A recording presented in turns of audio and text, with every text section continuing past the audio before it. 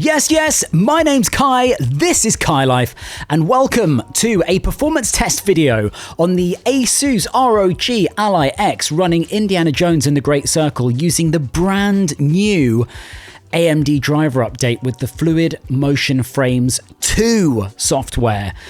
And look, I'm here to tell you that this software provides a significant performance boost across your favorite games, including this game, which is a super demanding AAA game.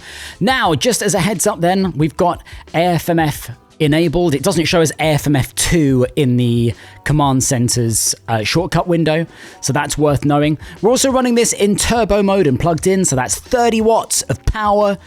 And here are the graphic options I'm using in game. So these are all the default options. They're all on low to start with, but as we get through this video, I get a little bit confident with the performance of the game, and I turn these up to medium with blooming fantastic results.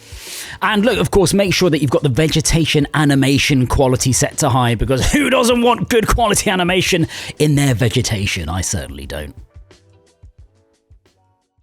Now, before we get stuck into the game proper, I do want you to just check that you have AFMF2 enabled in your AMD software. So you need to make sure that that says 2 next to the Fluid Motion Frames. And it's also worth showing you that changing this setting in the command center also directly changes it within that software. So you don't need to access the AMD software to enable or disable Fluid Motion Frames, the super resolution, or the image sharpening. It can all be done within the command center, and it will communicate directly with the AMD software. So into the game itself then, and I want you to just observe how frigging well this AAA game runs on the ROG Ally X. Look how beautiful it looks, and look how smoothly it runs. It's pretty damn stunning. Now this is in turbo mode, plugged in, so we're using that full 30 watts of power. Remember, not plugged in, turbo mode is at 25 watts, but we're at the highest resolution we can achieve here on this machine, a 1080p resolution. And look how smooth it is. Now this is running between 50 and 60 frames per second. That is a definite performance boost over the previous software using Fluid Motion Frames version 1. But also this was an overall driver update, and it just makes this machine perform even better. Now, I always say with this machine, temper your expectations. You're not using an Xbox Series X, you're not using a PS5 or a state-of-the-art desktop PC or laptop gaming machine. But this is sensational. The game runs so well and looks so good on this machine, especially with the variable refresh rate that the ROG Ally X has.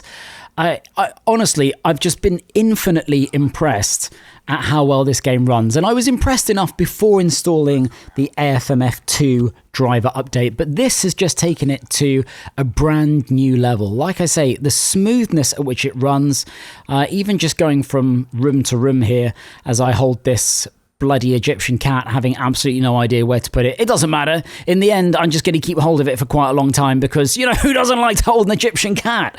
I love holding fake Egyptian cats. It doesn't matter that I don't really know where to put it in this game. Who cares? There's no drop in performance. There's no drop in frame rate. Like I say, I go from room to room here and try and trigger various things, go from, you know, different stress tests in terms of the lighting that's in these different rooms, or objects or artifacts or actions. Then I'm inputting into the pad. Yeah, pick up that mask. Why not? Probably know where to put that mask.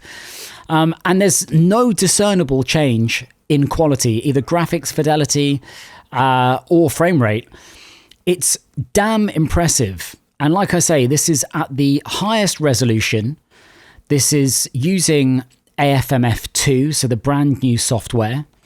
By the way, don't forget to go and check out, if you haven't already, how to install this software in another one of my videos in the ROG Ally X playlist. And while you're watching this, maybe you haven't yet subscribed over here on CaiLife, but if you have, thank you so much. Drop a like on this video, and don't forget to hit that bell notification, because it will let you know. It will just tell you, it'll give you that metaphorical tap on the shoulder for when I'm dropping new content here on CaiLife.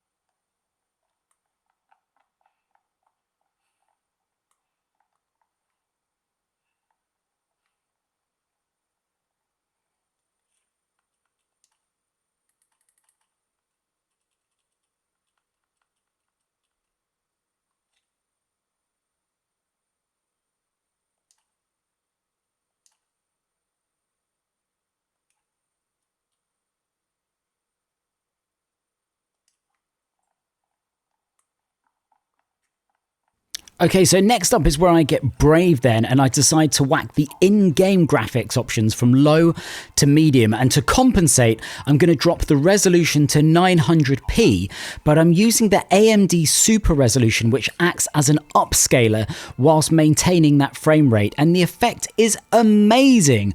We get that increased graphical fidelity, we get no drop in performance, and this is still using AFMF2.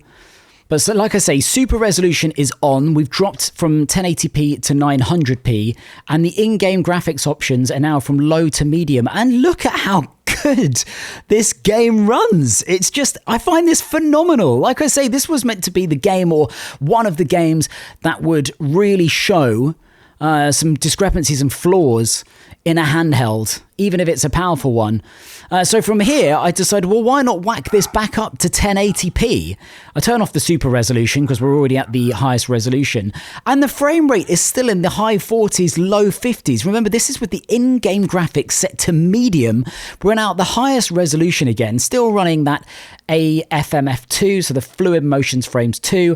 Look how well this game runs. This is mind-blowing to me, and it is a massive sell for if you're on the fence for getting an Ally X or running Indiana Jones in the Great Circle.